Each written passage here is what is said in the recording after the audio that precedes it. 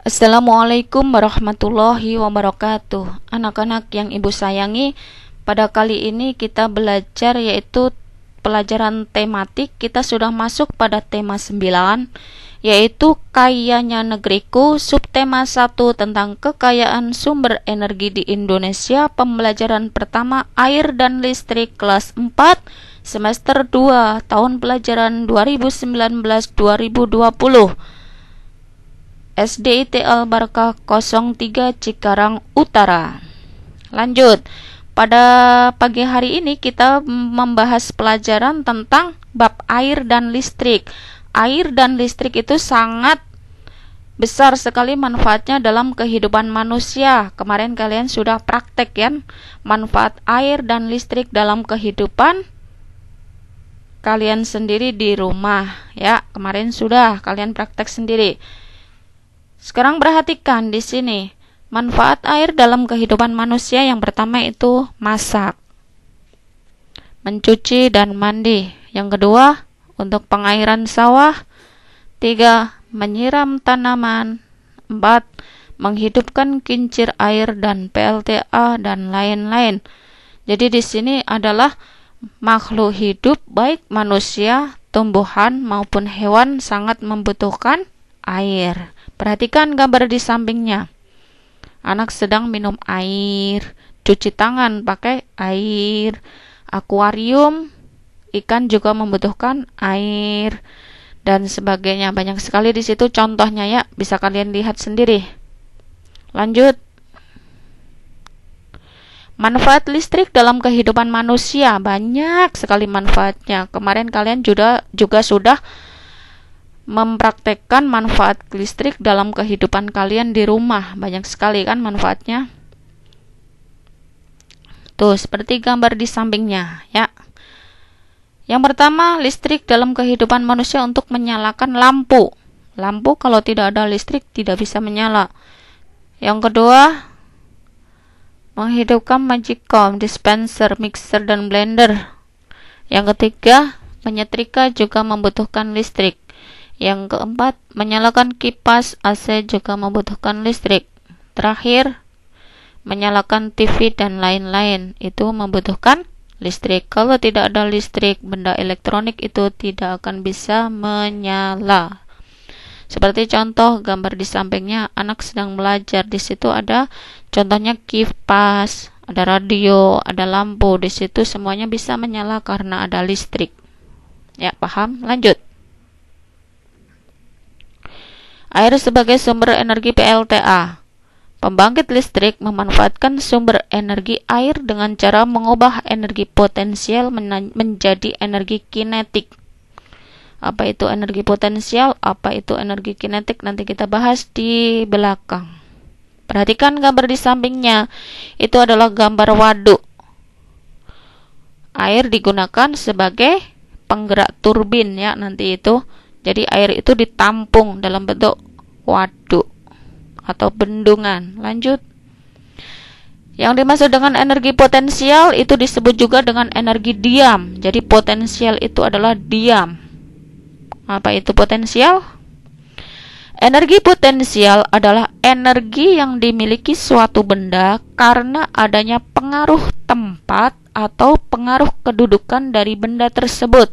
Contohnya, ketika kalian bermain ketapel atau kegiatan memanah, perhatikan gambar di samping. Ada seseorang sedang memanah. Dia menarik busurnya, tetapi anak panahnya belum dilepaskan, masih dalam posisi diam. Itu disebut energi potensial. Contoh yang kedua yaitu anak bermain ketapel, menarik ketapelnya, tetapi batunya belum dilempar. Itu adalah contoh energi potensial.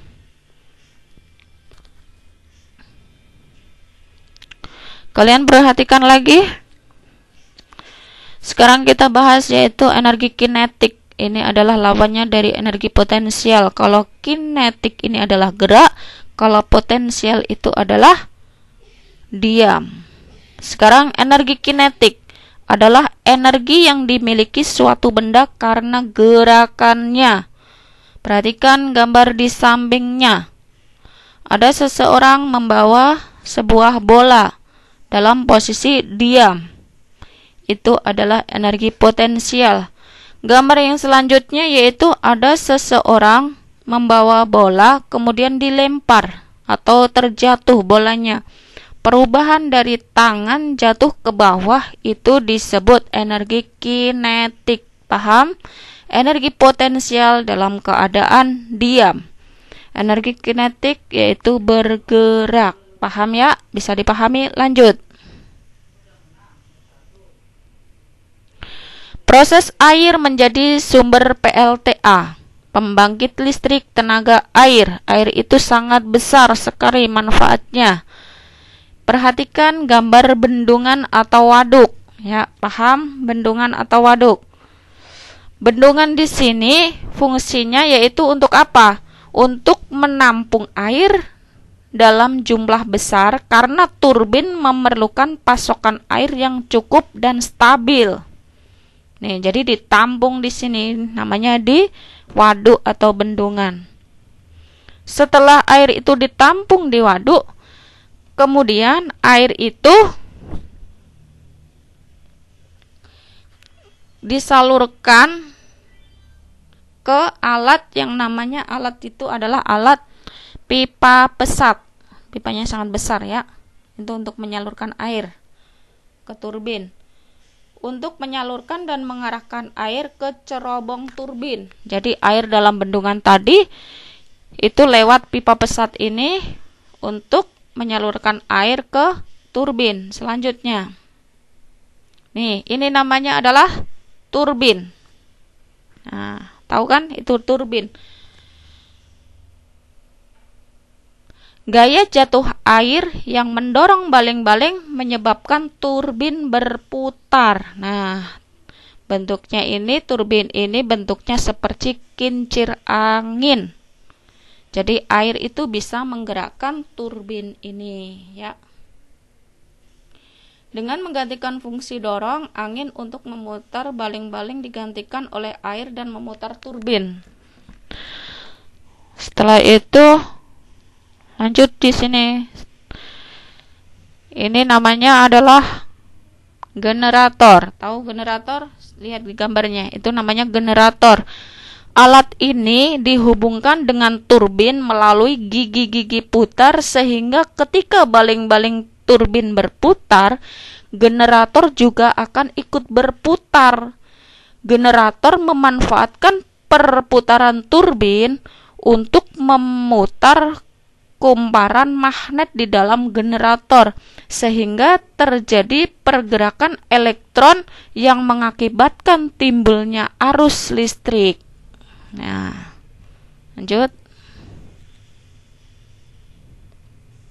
Selanjutnya ini adalah namanya jalur transmisi.